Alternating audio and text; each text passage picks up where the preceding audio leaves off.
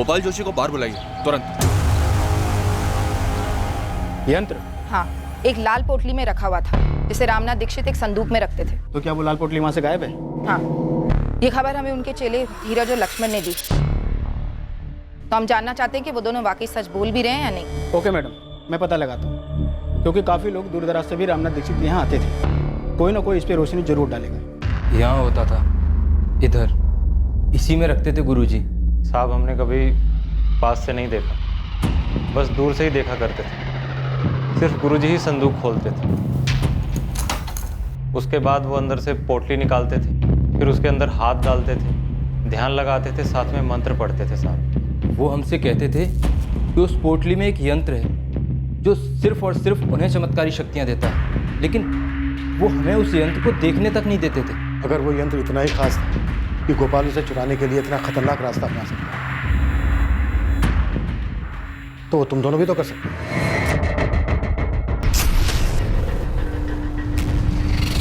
हम शिष्य थे गुरुजी के।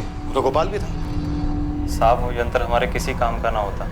अभी तो हमने विद्या पूरी सीखी भी नहीं थी, अभी तो पूरा ज्ञान आना बाकी था साहब। और साहब, उस यंत्र के लिए ज्योतिष विद्या का पूरा ज्ञान होना ज़रूरी होता है। सर, मैं अपने गुरुजी और उनके परिवार के साथ ऐसा करने के बारे में सपने में भी नहीं सोच सकता। आप मुझे नाम बताइए उसका, जिसने मेरा नाम घसीटकर इतनी घिनौनी हरकत का इल्ज़ाम मेरे सर डालने का प्रयास किया। गोपाल, तू तो तांत्रिक है ना, तू खुद पता नहीं कर सकता क्या अपनी शक्तियों के साथ? वैसे अब तो भीड़ बढ़ गई होगी ना तेरे पास, वो लाल पोटली मिलने के बाद। भीड़ बढ़ गई होगी? लाल पोटली? कौन सी लाल पोटली सर, क्या बात कर रहे हैं आप? हमारे पास इस बात के पक्के सबूत हैं कि तुम उस यंत्र के पीछे पड़े थे गोपाल। ये क्या बात कर रहे हैं सर? मतलब मैं क्या करता उसका? और मुझे तो पता भी नहीं कि आप जिस यंत्र की बात कर रहे हैं वो दिखता कैसा है। लाल पोटली तो देखी होगी, जिसमें हाथ डाल के रामनाथ ध्यान लगाता था। मैं स्वीकार करता हूँ कि मैंने वो पोटली देखी थी जब मैं गुरुजी के यहाँ शिष्य हुआ करता था, लेकिन गुरुजी ने स्पष्ट रूप से मुझे बताया था कि ये यंत्र सिर्फ उनके उपयोग के लिए। जंगल में कड़ी तपस्या करने के बाद उन्हें ये यंत्र प्राप्त हुआ था। सर, मुझ पे उंगली उठाने वाले वो लक्ष्मण और धीरज हैं, मैं बता सकता हूं, पर मेरी बात भी तो सुनिए कि मुझ पर ये झूठा आरोप वो किसी और के कहने पे लगा रहे हैं। तुमने उनके सलाह दी थी ना कि संदूक में वो लाल पोटली नहीं है, ये बात वो हमसे ना बताए। झूठ, बिल्कुल झूठ। मैंने तो उनको बिल्कुल इसके विपरीत सलाह दी थी। तुम दोनों को तब के तब बता देना चाहिए था पुलिस को कि संदूक से लाल पोटली गायब है। तुम लोगों ने बताया क्यों नहीं अभी तक? गोपाल भाई, हमें लगा ही नहीं कि गुरुजी और उनके परिवार का कत्ल उस यंत्र की वजह से हो सकता है। अरे उससे तुम्हें क्या लक्ष्मण? तुम्हारा काम पुलिस की सहायता करना है। जाओ जाकर के पुलिस को सब कुछ बताओ, जाओ। सर, सीधी सी बात है, इन दोनों लड़कों को आनंद दीक्षित ने भेजा था आपके पास। तुम्हारे पास इस बात का कोई सबूत है गोपाल? सबूत की क्या आवश्यकता है सर? जाहिर सी बात है, आनंद और गुरुजी के बीच में पुश्तैनी घर को लेकर के विवाद था, और मुझसे भी, क्योंकि गुरुजी मुझसे सलाह मशवरा करते थे। इतना बड़ा नामचीन तांत्रिक अपने छोटे भाई के गलत इरादों को नहीं देख पाया। यही तो दुर्भाग्य है, अपनी शक्तियों से पूरी दुनिया की मदद करना, अपने खुद के पीठ पे छुरा भोगने वाले अपने भाई को नहीं पहचानता। अगर वो यंत्र गायब है तो वो आनंद के पास ही। क्या पुलिस को संदूक में से यंत्र मिला? आनंद को भी उस यंत्र के ताकत के बारे में जानकारी थी। अब 2 और 2 की कड़ी जोड़ कर देखिए। आनंद ने पहले उन 2 पाखंडी शिष्यों से ये कांड कराया, उसके बाद यंत्र को हासिल किया, उसके बाद उन दोनों को मेरे पास भेजा गायब यंत्र की जानकारी देने के लिए, और फिर मुझ पे इल्जाम लगाया। तभी मैं सोचूं कि ये दोनों मुझसे ऐसे मिलने क्यों आए। सर, अब पूरा गणित बिल्कुल सही बैठ गया। ये पूरी साजिश के पीछे आनंद का ही।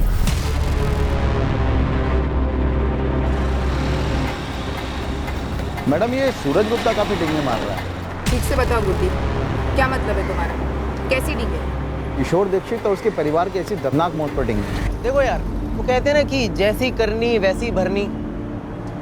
अब तुम जानते हो श्रेया तो मेरी गर्लफ्रेंड थी, लेकिन किशोर गलत था। मैंने उसको बोला था कि पीछे हट जा, नहीं हटा। साले ने मुझ पर हाथ उठाया। हुआ क्या? इस दुनिया से ही हट गया। हिसाब किताब एकदम बराबर हो गया। गुरदीप, तुम्हें लगता है सूरज और उसके कॉर्पोरेटर बाप ने मिलकर ही हिसाब किताब पूरा किया होगा? मैडम, कॉर्पोरेटर धर्मेंद्र गुप्ता या फिर उसका बेटा सूरज गुप्ता खुद ये कांड करते ना तो शेख चिल्ली वाला मामला होता, मतलब खुद के ही पैर काटना। तो इन दोनों ने नहीं किया? मेरे हिसाब से तो बिल्कुल भी नहीं। हाँ, सुपारी वाला मामला हो सकता है। उस पर कोई खबर? यहाँ मझौली में तो कोई नहीं हो सकता। जबलपुर तक की सुपारी मार्केट छान मारी, अभी तक किसी गिरोह का नाम नहीं आया।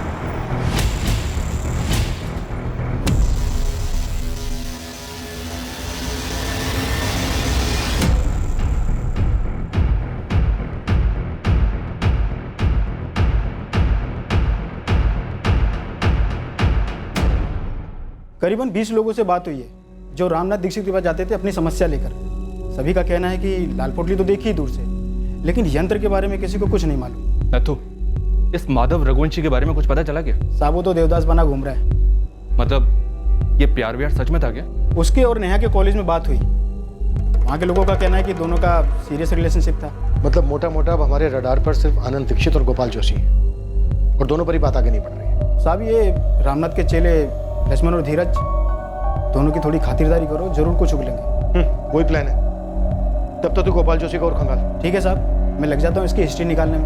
वैसे एक बात और खटक रही है मुझे, ये चारों मर्डर बहुत ही प्रोफेशनल तरीके से हुए, लेकिन पूरे जिले से, यहाँ तक कि पूरे स्टेट से एक भी हिस्ट्री शीटर का नाम सामने नहीं आया। सर और एक बात खटक रही है मुझे। हमने जब दीक्षित के पड़ोसी रोहित से बात की थी तब उसने बताया था कि कत्ल की रात उनकी गली का कोई कुत्ता बहुत अजीब तरह से रो रहा था। उस रात को कोई कुत्ता बड़ी डरावनी तरीके से रो रहा था। सर मुझे कोई बहुत ही शातिर और बेरहम साजिश की बुआ रही है। यह सिर्फ किसी हिस्ट्री शीटर का अंजाम दिया जुर्म नहीं लग रहा है। यह किसी ऐसे आदमी का काम है जो दीक्षित परिवार और उनके घर मोहल्ले के हालात से अच्छी तरह से वाकिफ था, जिसके चलते इस साजिश को आराम से अंजाम दिया जा सके। काफी आराम से बचा। घर की बैक साइड को खोदने के लिए उनके पास पूरा था।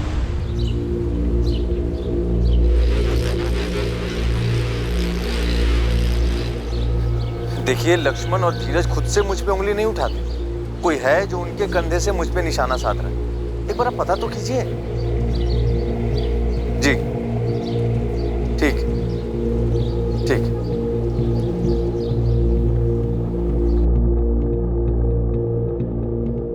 पापा, पुलिस आई है आपसे बात करने। आनंद, आपने कैश और जेवर चोरी होने की इंफॉर्मेशन तो दी थी, लेकिन संदूक वाली उस लाल पोटली का जिक्र नहीं किया था जो चोरी हो गई थी, जिसमें रामनाथ जी का यंत्र था। आपने मुझे संदूक खोल कर दिखाया कब? मुझे कैसे पता चलता? हमने एक दफा नहीं आपसे कई दफा पूछा था उस चाबी के बारे में, जिसे रामनाथ जी अपनी कमर से लटका कर रखते थे। कैसे बताता मैं? मुझे क्या मालूम था वो चाबी संदूक की है? और आपको भी तब मालूम पड़ा जब लक्ष्मण और धीरज ने आपको बताया। हमें पता चला है कम से कम 2 लोग थे, ऐसे 2 लोग जो घर के चप्पे चप्पे से वाकिफ थे, रामनाथ दीक्षित के परिवार की दिनचर्या से वाकिफ थे। बोलो, कैसे अंजाम दिया इस कांड को? क्या क्या किया, कैसे किया? हम और क्या बताएंगे, हम उनके शिष्य थे, गुरु थे वो हमारे। साहब, हमारी सिर्फ इतनी गलती है कि हमने लाल पोटली वाली बात आप लोगों को नहीं बताई। इसके अलावा हमें कुछ नहीं मालूम ये सब किसने किया है। वो आदमी कौन है जिसने तुमसे कहा गोपाल जोशी पर उंगली उठाने के लिए? हमें किसी ने नहीं कहा साहब। और साहब ये बात सच है, गोपाल भाई ने ही हमें मना किया था आप लोगों को यंत्र वाली बात ना बताएं। 2 घंटे 2 घंटे दे रहा हूं तुम दोनों को, अच्छे से सोच लो।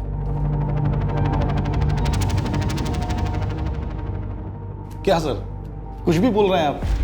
मैं समझ रहा हूं आपका गेम। आप तुक्का लगा रहे हैं मुझसे कुछ भी बुलवाने के लिए। कोई तुक्का नहीं लगा रहा। 4 मर्डर हुए हैं, तुम्हारे भाई का, भाभी का, भतीजे का, भतीजी का। सर मुझे पता है उस धीरज ने और लक्ष्मण ने आपके कान भरे होंगे मेरे खिलाफ, लेकिन उनकी मनगढ़ंत कहानी से यह साबित नहीं हो जाता कि मर्डर मैंने किया है। और रही बात उस यंत्र की, मुझे मालूम पड़ा कि वो चोरी हो गया, लेकिन सर वो लाल पोटली वाला यंत्र हमेशा से उस पर मैं हंसता था।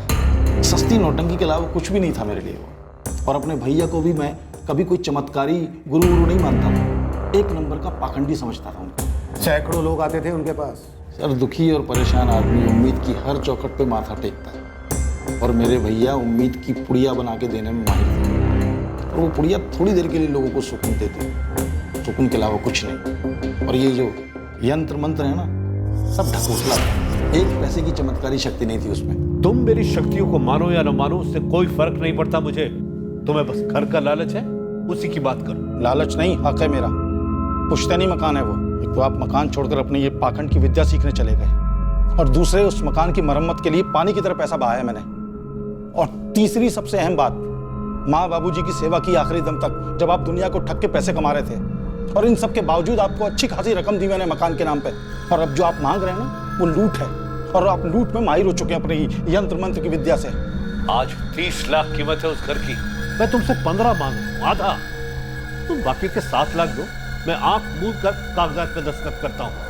रही बात यंत्र तंत्र की, वो मेरा पेशा है, उससे तुम्हारा कोई ताल्लुक नहीं। मानता हूं ताल्लुक नहीं था मेरा, और ये भी मानता हूं कि कानूनी तौर पे 7 लाख रुपए देने थे मुझे पुश्तैनी मकान के लिए, और जो मैंने इकट्ठे भी किए अपनी छोटी सी दुकान चलाकर, मेहनत की कमाई से, कोई यंत्र वाली ठगी से नहीं। पर वो यंत्र था क्या? सर बोल तो रहा हूं, उस लाल पोटली में लिपटी हुई ठगी थी, बकवास था, जिसके जरिए भैया लोगों को बेवकूफ बनाते थे, ढेर सारे पैसे कमाते थे। आनंद, लेकिन ये नामुमकिन है कि तुम्हें पता ही नहीं था कि उस संदूक के अंदर वो लाल पोटली है, और रामनाथ जी की कमर से बंधी चाबी से वो संदूक खुलता है। आनंद, यंत्र चुराने वाले ने रामनाथ दीक्षित की कमर पर बंधी चाबी से वो संदूक खोला, यंत्र बाहर निकाला, वापस उस संदूक को ताला लगाया और वापस वो चाबी रामनाथ की कमर पर बांध दी। सर आप तहकीकात करने वाले एक पेशेवर हैं, आप लोगों के बयान से सच्चाई जान लेते हैं। मुद्दे से मतलब? मुद्दा वही है सर, इन पेशेवर भविष्यवक्ताओं का खेल भी वही है।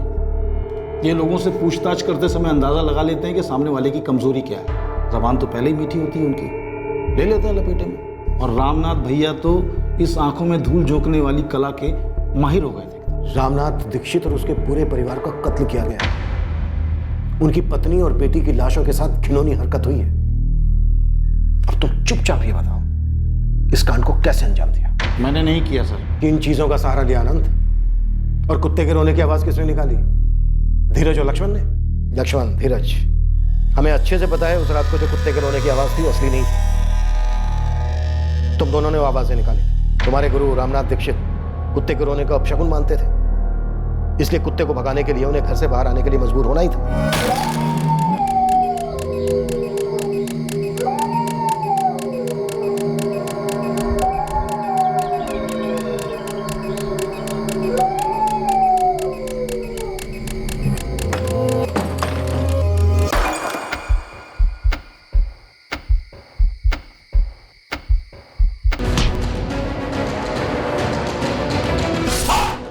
इसी तरीके से मारा, हाँ या ना? कि किसी भी तरह से रामनाथ दीक्षित को घर से बाहर लाओ, मारो, फिर घर में घुसकर बाकी सबको भी मार डालो। रात में कुत्ते के रोने को अपशकुन माना जाता है। तुम्हें पता था? कुत्ते को चुप कराने के लिए रामनाथ बाहर आएगा ही आएगा। यकीन नहीं होता सर कि आप जैसा पुलिस अफसर एक अंधश्रद्धा को अपनी तहकीकात का आधार बनाएगा। खैर, अब मुद्दे से भटकना बंद करें और उन दोनों को बुलाएं, नालायकों को, लक्ष्मण और धीरज को, और मेरे मुंह पे कहलवाएं कि मर्डर मैंने करवाया है। जब जरूरत पड़ेगी तब करेंगे। जरूरत होगी तो भी नहीं करवा पाएंगे आप, क्योंकि ये सब झूठ है। और इस कांड के पीछे अगर मैं होता भी तो इतना मूर्ख नहीं हूं कि उन्हीं दोनों को चुनूंगा जिनको आपके शक के दायरे में आना ही आना था। तो फिर किन्हें चुना? किससे करवाया? कौन सा गिरोह? गिरोह तो मेरे भैया चला रहे थे, अंधश्रद्धा का गिरोह। और हम दोनों भाइयों के बीच में पुश्तैनी मकान को लेकर मसला था। कोई नफरत नहीं थी कि मैं उनका मर्डर करवाता। आप ऐसे आदमी को ढूंढिए जिसे मेरे भैया से इतनी नफरत हो कि मेरी भाभी और भतीजी। आप जितनी मर्जी पूछताछ कर लीजिए सर, लेकिन मैं वो आदमी नहीं हूं जो इतनी घिनौनी हरकत करता, और वो भी अपने भाई के साथ। हर मर्डर केस में क्रिमिनल अपने पीछे कोई ना कोई सुराग छोड़ ही जाता है बच्चा। इस केस में 4 मर्डर हुए, 2 सेक्सुअल असॉल्ट हुए, लेकिन क्रिमिनल ने एक भी ऐसा निशान नहीं छोड़ा जिसके बलबूते हम किसी नतीजे पर पहुंच सके। सर, सारे एंगल्स इस वक्त पर्सनल हैं और रहस्यमय लाल पोटली में लिपटा हुआ वो जादू यंत्र, लेकिन इनमें से कोई भी एंगल कोई स्ट्रॉन्ग रीजन नहीं दे रहा। इस केस में एक बात और गौर करने वाली है मनचंदा। सेक्सुअल असॉल्ट बहुत ही विकृत तरीके से हुआ, लाशों के साथ रेप किया गया, लेकिन क्रिमिनल ने वहां भी कोई अपना निशान नहीं छोड़ा। वेजाइनल स्वैब्स में कोई सीमेन के स्टेन्स नहीं मिले। मतलब मुजरिम ने या मुजरिमों ने कॉन्डोम यूज किया होंगे। प्राइवेट पार्ट्स पर जख्म तो हैं, तो यस, कॉन्डोम्स यूज किए होंगे। और डॉक्टर, रेप कत्ल होने के बाद हुए? हाँ, इस हद तक विकृति।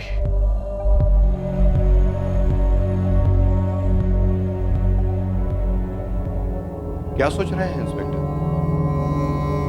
मनचंदा, एक बात मेरे दिमाग में है। इस केस में क्रिमिनल ने सेक्सुअल असॉल्ट के लिए जो तरीका अपनाया वो काफी विकृत तो है, लेकिन इन्वेस्टिगेशन के पॉइंट ऑफ व्यू से काफी सेफ भी है। पकड़े जाने का डर मिनिमम। अगर उसने रेगुलर तरीका अपनाया होता तो शायद सीमेंट के ट्रेसेस से वो पकड़ा जाता। इस पूरी वारदात को अंजाम देने के लिए उसने दिमाग काफी तेज लगाया है। जी सर। मनचंदा, इस केस में हम पर्सनल एंगल को ठीक से फोकस कर रहे हैं ना, या फिर हमसे कुछ छूट रहा है? तो फिर और कौन हो सकता है सर? कोई राह चलते चोरों चक्के?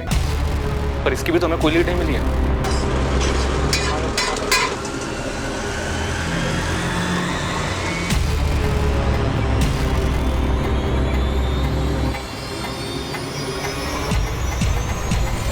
मनचंदा, अलमारी खुली मिली हमें। लॉकर से कैश, जेवर सब लुटे गए। सर, अगर ये लोग आम चोर लुटेरे होते तो लूटपाट करके भाग खड़े होते।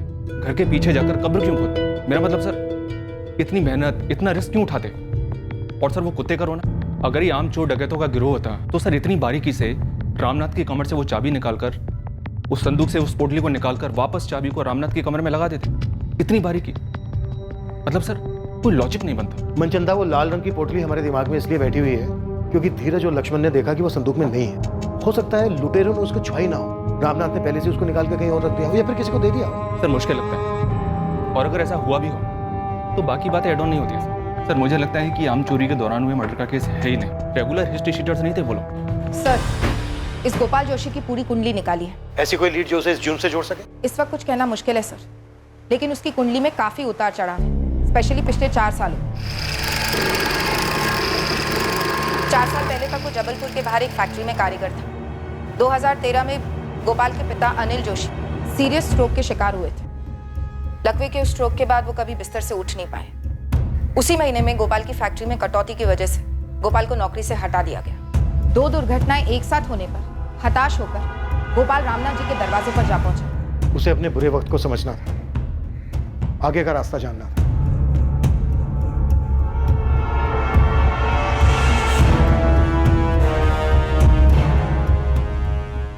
मैडम, फिर सुनने में आया कि रामनाथ के कहने पर गोपाल जोशी ने कोई बलि चढ़ाई। कैसी बलि? नर बलि? नहीं, चौकी अहमद किसी जानवर की बलि चढ़ाई। ये सब तो ठीक है नत, लेकिन क्या गोपाल की रामनाथ जी के साथ कोई अनबन हुई थी? किसी बात को लेकर झगड़ा, या उस लाल पोटली वाले यंत्र को लेकर कोई मसला? मैडम, इतना पता चला है कि रामनाथ से मिलने के बाद गोपाल को कई नई नौकरियां मिली, लेकिन वो कहीं टिक नहीं पाया। फिर वो रामनाथ का ही भरोसेमंद शागिर्द बन गया। रामनाथ कभी कभी अपने कुछ भक्तों का भविष्य गोपाल से पढ़वाने लगा। तुम्हारी समस्या तुम्हारे घर के 4 दीवारी में। जी गुरुजी। घर के किस सदस्य से? गुरुजी, बेटी का मसला है। बताओ, क्या समस्या? लक्ष्मण और धीरज ने जैसे आप लोग को बताया कि रामनाथ अपनी विद्या अपने शागिर्दों को अच्छे से सिखाता जरूर था, लेकिन उसके बावजूद भी अपनी पोटली में किसी को हाथ तक नहीं लगाने देता था। ये यंत्र है क्या नथु? बहुत बड़ा झोल तो नहीं है? मैडम, वो सब तो नहीं पता, लेकिन एक समय के बाद गोपाल रामनाथ से अलग हो गया। उसने खुद की बैठक शुरू कर दी। जरूर कोई झगड़ा या अनबन हुई होगी। पता करो नथु, जल्दी। पर नथु कुछ पता नहीं कर पाया सर। रामनाथ के काफी भक्त गोपाल जोशी के पास जाने लगे होंगे। बिजनेस कम हुआ होगा रामनाथ का, जलन हुई होगी। लेकिन सर, अगर जलन रामनाथ की तरफ से थी तो वो खुद क्यों मारा गया, और उसका पूरा परिवार भी? मुझे एक ख्याल आया सर, जब रामनाथ जी के क्लाइंट्स भारी मात्रा में गोपाल के पास जा रहे हों तो रामनाथ जी ने गोपाल को धमकी दी होगी। कैसी धमकी बाबू? आधी अधूरी विद्या पाकर तुम लोगों के साथ छल कर रहे हो गोपाल। पाखंड है ये। क्षमा कीजिएगा गुरुजी। अरे इतने सालों से आप भी तो यही करते आ रहे हैं। मैं सच में भविष्य देख सकता हूँ। गुरुजी, देख तो मैं भी सकता हूँ, और आपको तो बहुत गौर से देखा है मैंने। क्या देखा तुमने? आपके हथकंडे, आपके पैतरे, वही 20-25 सवाल सारे भक्तों से घुमा फिरा करके पूछते हैं। उनके मन के हालात से इतने सालों से खेल रहे हैं, उनके मुंह से जवाब निकलवा कर उन्हीं को जवाब देते हैं, और वहीं से तो आपकी कमाई होती है ना गुरुजी। बकवास बंद करो गोपाल। मेरे पास सच में विद्या है, और मेरे भक्तों को जो तुम हथिया रहे हो ना, ये बंद करो। अब आ गए ना मुद्दे पे गुरुजी।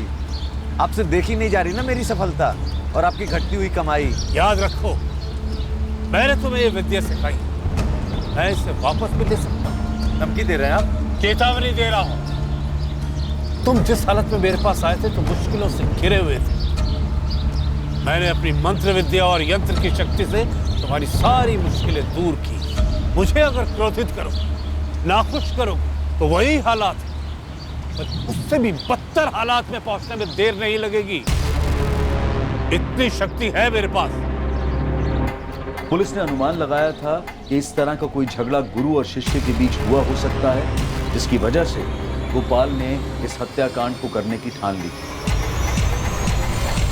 ये सिर्फ आपका अनुमान है, सिर्फ अनुमान। और वैसे भी चमत्कारी शक्तियों पर आप लोग कब से विश्वास कर रहे हैं? लोगों का विश्वास जीतकर उनसे पैसे तुम और रामनाथ जैसे लोग कमाते हैं। कौन ना करता है आती हुई लक्ष्मी को? ये बिजनेस है हमारा। लोगों को उम्मीद की पुड़ी देकर हम अपने घर की दाल रोटी चलाते हैं। मैं भी तो गया था रामनाथ जी के पास, हताश हालत। और फिर वहीं टिके रहे, लंबे अरसे तक वहीं रहे। तो क्या करना? किसी भी तांत्रिक के पास जाना सर एक आदत होती है जो धीरे धीरे लत बन जाती है नशे की तरह। बंदा खुद के लिए भी फैसला अकेले नहीं कर पाता, किसी भी मुश्किल का सामना नहीं कर पाता, कोई खुशी नहीं मना पाता। वो हर दूसरे दिन बाबा के चरणों में जाकर गिरा रहता। यही हमारा बिजनेस है, यहीं से हमारी कमाई होती है। ये बात मैं बहुत पहले समझ चुका था। फिर भी रामनाथ जी की धमकी से डर गए? सर, झूठी शक्तियों की धमकी से कौन डरता है? तो पहली बात कि रामनाथ जी ने तो मुझे कभी धमकी दी ही नहीं थी। वो बहुत ईमानदारी से अपना व्यवसाय कर रहे थे, मैं अपना कर रहा था। और सर, रामनाथ जी और उनके पूरे परिवार को इस तरह मारकर मुझे क्या हासिल होगा, क्या मिला? तुम अब भी उंगली रामनाथ के छोटे भाई आनंद दीक्षित पर ही उठाओ। जी बिल्कुल। इन सब के बीच में सबसे ज्यादा फायदा आनंद दीक्षित को ही हुआ। जब शक उन पे गया तो उन्होंने बहुत चालाकी से चमत्कारी यंत्र और लाल पोटली के बीच में बातों को फंसा दिया, और आप लोग उसी के गोल गोल गोल गोल घूम रहे हैं। आनंद दीक्षित के पीछे पूरी टीम लगाई गई। उसकी एक एक हरकत पर नजर रखी गई। जिन्हें क्लीन चिट दी गई थी उन्हें दोबारा से पुलिस की रडार में लाया गया। नेहा दीक्षित के बॉयफ्रेंड माधव की बार बार पूछताछ हुई, इस उम्मीद में वो शायद कोई और खुलासा करेगा और उस रात पर रोशनी डालेगा और मुजरिमों का कुछ तो पता चलेगा। लक्ष्मण और धीरज, रामनाथ दीक्षित के दोनों स्टूडेंट्स पर कड़ी नजर रखी गई। टीम सिर्फ इसका इंतजार कर रही थी कि कब इनमें से कोई फिसले और इस केस की कोई तगड़ी लीड मिले। क्राइम सीन का भी बार बार री एग्जामिनेशन हुआ। सब कुछ इस एक उम्मीद से किया जा रहा था कि मुजरिम की तरफ कोई तो इशारा हो। साहब, जब से मैं खबरी बना हूं, मैंने आज तक इतने हिस्ट्री सीटर से बात नहीं की होगी जितना इस केस में कर ली। मैं लगभग दावे के साथ कह सकता हूँ ये काम किसी हिस्ट्री सीटर का तो नहीं है। तो फिर कौन हो सकता है? अगर ये रामनाथ दीक्षित के शागिर्दों में से कोई नहीं है, इसमें कोई हिस्ट्री शीटर इन्वॉल्व नहीं है, तो फिर वो कौन हो सकता है जो एक रात आया, घर में चोरी की, 4 मर्डर किए, 2 सेक्सुअल असॉल्ट किए, फिर लाशों को घर के बैक साइड में दफना कर बिना कोई सबूत छोड़े चला गया?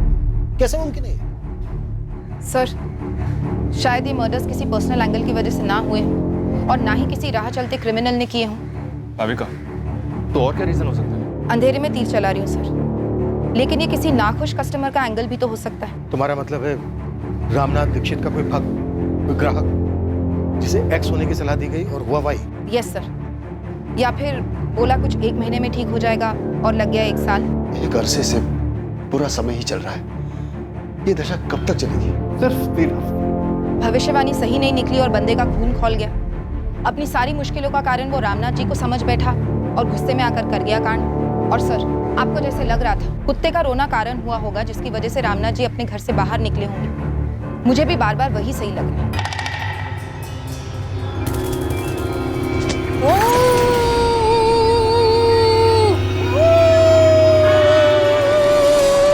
और सर, कुत्ते का वो रोना सिर्फ एक पैतरा नहीं था, मैसेज था एक घायल इंसान का रामनाथ जी के लिए कि सुनो, जिस पर तुम इतना विश्वास करते हो आज वो तुम्हारी मौत का कारण बनेगा।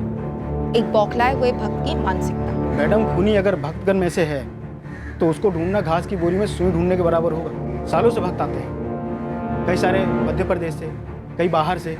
भाविका, हमने भी तो ऐसे कई लोगों से बात की है जिन्होंने रामनाथ से पुड़िया ली थी। मुश्किल से 4-5 ऐसे होंगे जिनको लाभ हुआ होगा। अब एक तांत्रिक की भविष्यवाणी का सच ना होना इसका मतलब ये तो नहीं कि कोई इतनी बुरी तरह से बदला लेगा। काश इस वक्त हमारे पास भी कोई यंत्र होता, हम भी मंत्र फूंक सकते, या फिर हमें ऐसा कोई बाबा मिल जाता जिसके सामने हम इस केस को खोल कर रखते और वो यूं चुटकी बजाकर मुजरिम और मोटिव दोनों का खुलासा कर देते। ये लो, हो गया केस, कर दो केस। मजाक अपनी जगह है। 3 हफ्ते हो गए हैं, 3 हफ्ते इन 4 मर्डर्स को हुए और अभी तक हमें एक भी सुराग नहीं मिला।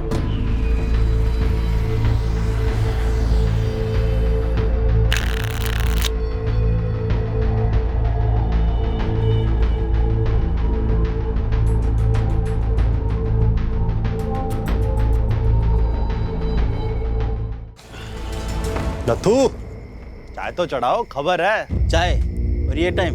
चढ़ा तो सही। ले मुझ पर चाय कड़क पिला रहा हूँ तो खबर भी कड़क होनी चाहिए। वो कल्पेश को तो तू जानता ही है। हिस्ट्री सीटर कल्पेश ना? हाँ। क्या हुआ उसका? इतनी मोटी गट्ठी है उसके पास करारे नोटों की। ये तेरी कड़क खबर? भाई 10-10 हजार के दाव लगा रहा है। इतने पैसे तो सुपारी से मिलते, वो भी मर्डर की। अरे तो कोई मर्डर की टिप देना। भाई वो तुम ढूंढो ना, हमने तो तुम्हें तिल्ली दिया जला के, मशाल तुम बनाओ।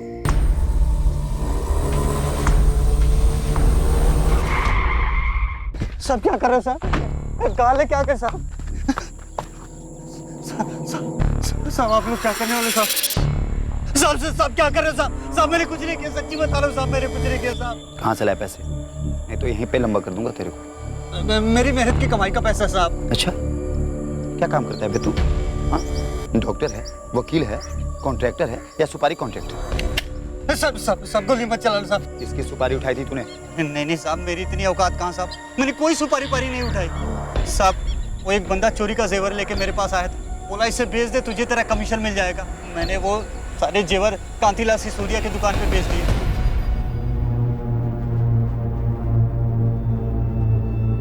5 लाख का माल था साहब। कांतीलाल सिसोदिया ने मुझे 4.25 दिए, मैंने उसमें से 50 रखा, बाकी सामने वाली पार्टी को 3.75 दे दिए। पूरी ईमानदारी का सौदा था साहब, मैंने कोई सुपारी पारी नहीं उठाई साहब, और नहीं कोई लूटपाट किया। पार्टी का नाम बता। छोड़ो ना साहब, साहब आप एक काम करो, मेरे 50 में से 10 रख लो। अच्छा चलो 20 रख लो साहब। अभी ये किसने दिया, किधर से आए, सब जाने दो ना साहब। इसको इधर ही रफा दफा कर देते हैं साहब। मैं तो इस सबको पिघला देता हूँ साहब। आप अपना शहर बोलो ना साहब। रामनाथ दीक्षित, सुना ही है ना? क्या फर्क पड़ता है साहब, जाने दो ना हम लोगों को। ये तो वही है ना जिसका मर्डर हुआ था, बेटा बेटी बीवी सब साफ, चोरी वाला तांत्रिक, राइट? साहब आप तो मेरे को जानते हो साहब, मेरा इससे कोई लेना देना नहीं है साहब। ये सब आप रख लो साहब, ये कल्पेश को अंदर डालो। अरे क्या अंदर डालो साहब, मेरा इस हत्या से कोई लेना देना नहीं है। तो उसका नाम बता जिसका वास्ता है।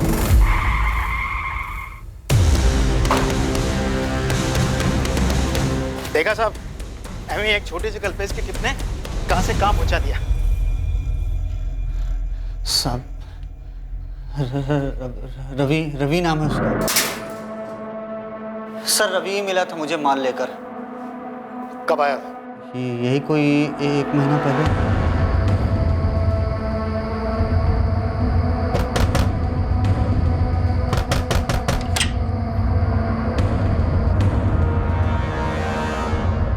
ये देख, ये बेच ले। इतना माल आया कहाँ से? तुझे उससे क्या? कम से कम 7-8 लाख के तो होंगे। बे नहीं बे, 7-8 लाख के नहीं है। फिर कितने के होंगे? यार ये तो जौहरी बताएगा ना, जितनी कीमत होती है उससे कम ही मिलता है। इनका हिसाब किताब तो तुझे पता ही है।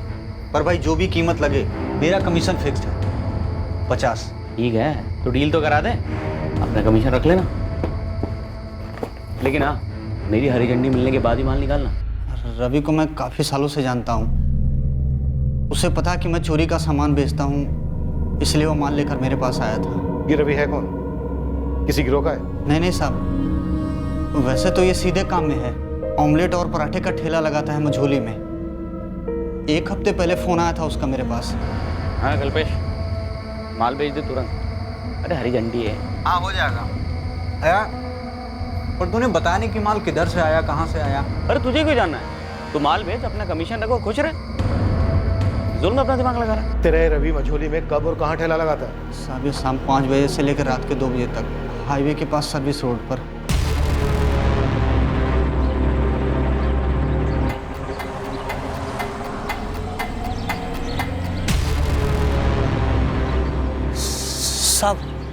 साहब हो रहा साइकिल पर रवि।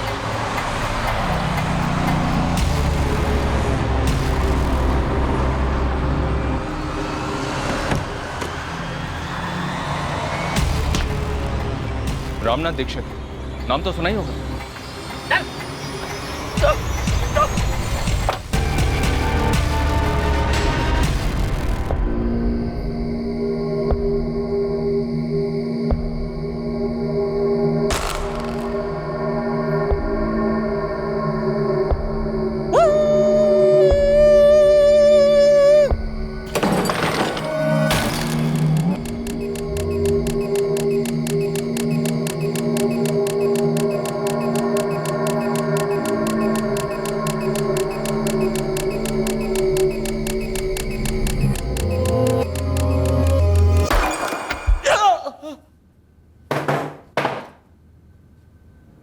किसके कहने पे ये सब कह रहा? महीने भर से हम इस केस के पीछे चक्कर काट रहे हैं। अब अगर तूने तनिक भी दिल लगाई ना तो असली कुत्ता समझ के पीटूंगा तुझे, और असली कुत्ते की तरह रोएगा तू रात भर। मैंने तो बस कुत्ते के रोने की आवाज निकाली थी साहब। रुक मत, आगे बोल। और लूटने में मदद की थी बस उसकी, पर मैंने किसी को नहीं मारा। कौन था वो जिसकी मदद की तूने?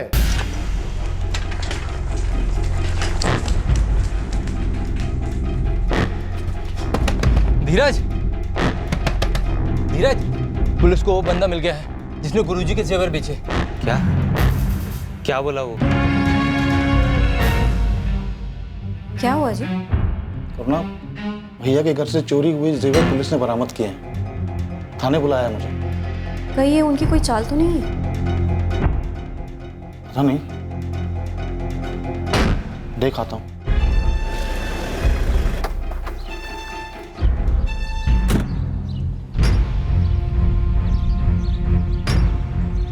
गोपाल, गोपाल जोशी।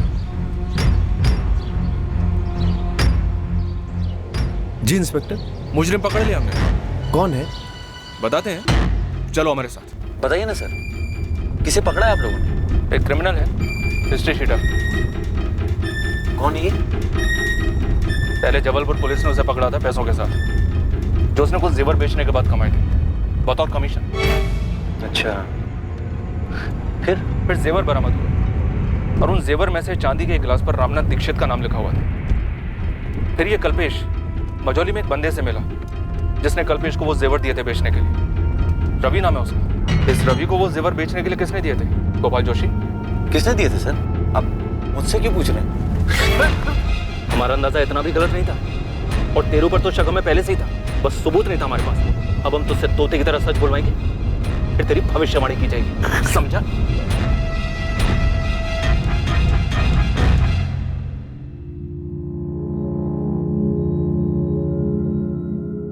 नाम बोल रवि, नाम बोल।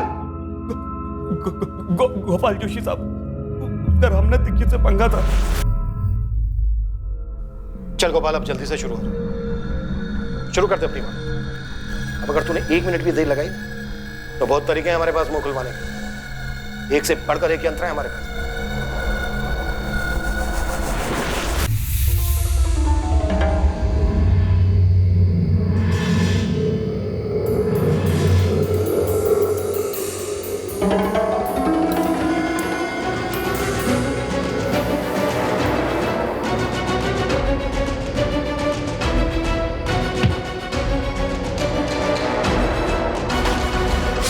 मैं वो कसाई वाला चॉपर ले आऊँगा, एक बार में काम थमा। कल रात ही करना हो, और कल पूर्णमासी भी।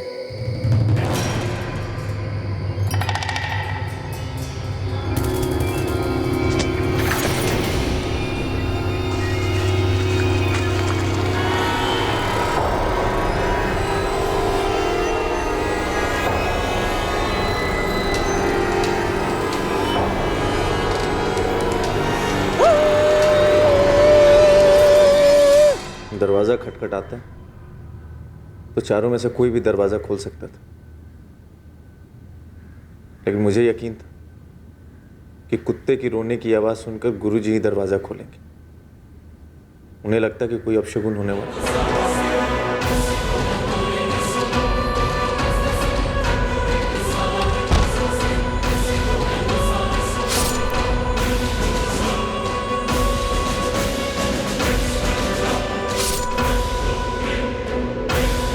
जो भी सामने आया सबको मार दिया। हाँ, क्योंकि कोई बचता तो भागता, शोर मचाता, लोग इकट्ठे हो जाते। मतलब पूरी फैमिली का सफाया करना है, ये पहले से तय था? नहीं साहब, मैंने किसी को नहीं मारा। मैंने तो बस चोरी में मदद की थी और लाशों को दफनाने में। गायत्री दीक्षित और नेहा दीक्षित की लाशों के साथ जो किया वो किसने किया? बोल गोपाल, सुन रहा हूं मैं, बोल। गोपाल भाई, ये लड़की आपकी, वो औरत मेरी, बाद में एक्सचेंज, ठीक है? रुक, ले, कोई निशान मत छू। इतना सब कुछ तूने उस लाल पोटली के लिए किया? उस यंत्र के लिए?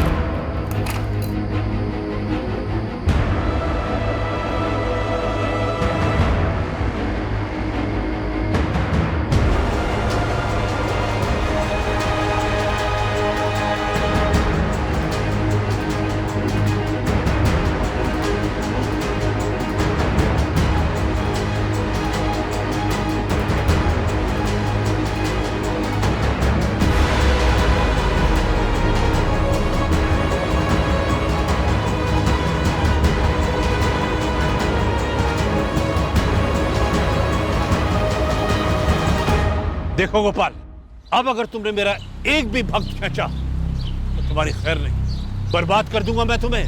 पहले मुझसे मेरी विद्या सीखी और अब तू मेरे ही ग्राहक छीन रहा है। तेरी इतनी हिम्मत। इतने सालों में पहली बार आपके मुंह से भक्त की जगह पे ग्राहक सुना, बड़ा अच्छा लगा। पाखंडी नहीं है आप मेरी तरह, धंधे वाले हैं और धंधे में नए ग्राहक बनाना अन्याय नहीं है, लेकिन पुराने वाले को भी पकड़ के रखें। मैं तो कहता हूँ कोई जबरदस्त चमत्कार दिखाइए उन्हें। तुम मेरा और मेरी विद्या का मजाक उड़ा रहे हो? गुरुजी, सैकड़ों ग्राहकों का इतने सालों से आप मजाक ही तो बनाते आ रहे हैं। अब बहती नदी में मैंने भी हाथ धो लिया। अब गुरुजी, इसमें बुरा मानने वाली कोई बात है नहीं। विनाश काले विपरीत बुद्धि, तुम्हें अंदाजा नहीं है गोपाल, तुमने मेरे साथ अन्याय और फिर मेरा अपमान करके क्या मोल ले लिया। जिस हालत में तुम मेरे पास आए थे उससे भी बदतर दशा होगी तुम्हारी, वरना मैं ये तांत्रिक विद्या छोड़ दूंगा। एक डर अंदर ही अंदर था मेरे, कहीं गुरुजी के पास उस यंत्र की ताकत हो, शायद दुनिया में ऐसी कोई ताकत हो। और ये ख्याल मुझे दिन रात अंदर से खाने लगा।